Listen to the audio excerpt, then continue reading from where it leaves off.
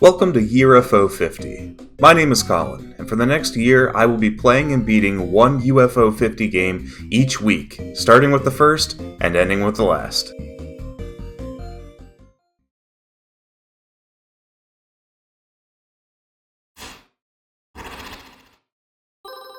Bug Hunter.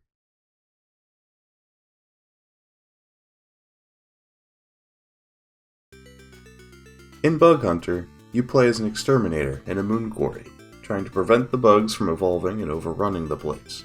You have 10 turns to eliminate 30 bugs using your movement and attack skills at the bottom of the screen.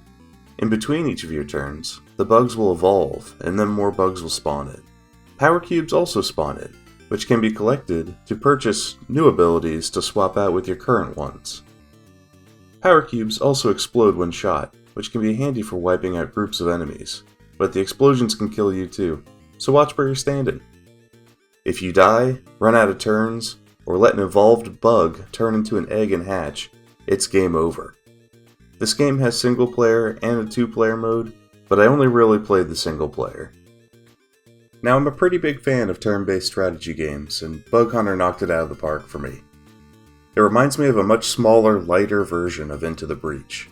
Both games feature enemies that clearly telegraph what they do and how your moves will interact with them.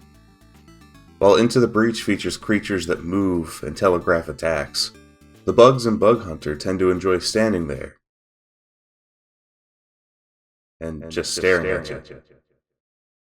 They start out as little larvae, but evolve into enemies with different abilities that change up how you interact with them.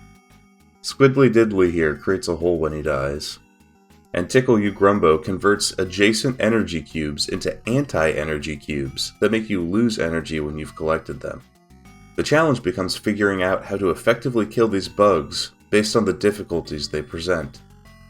The different colored bugs have 2 evolution potentials, meaning that when they're still larvae, you aren't sure what type of enemies you'll be facing yet. But thankfully only 2 different colors of evolved bug can exist on the board at once. So once 2 of them evolve, the 3rd color won't show up anymore.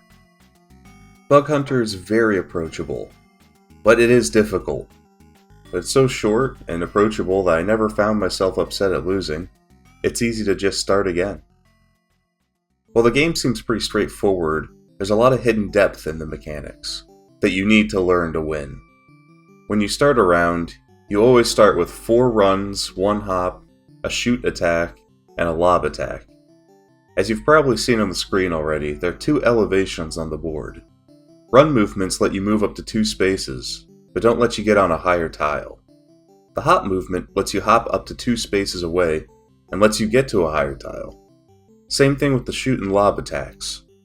At first glance, I thought hop and lob abilities were just superior versions of run and shoot, because it makes it easier to deal with the elevation.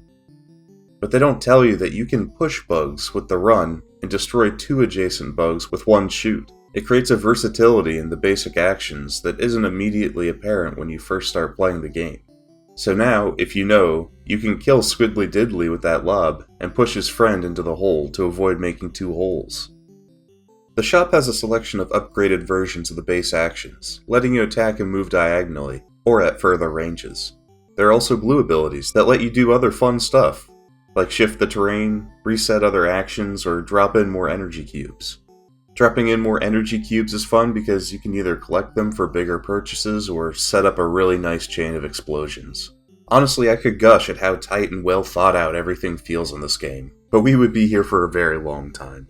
I highly suggest watching Game Maker's Toolkit's video called Downwell's Dual Purpose Design, where Mark Brown talks about how everything in the game Downwell serves more than one function. Bug Hunter feels very similar in most of those elements.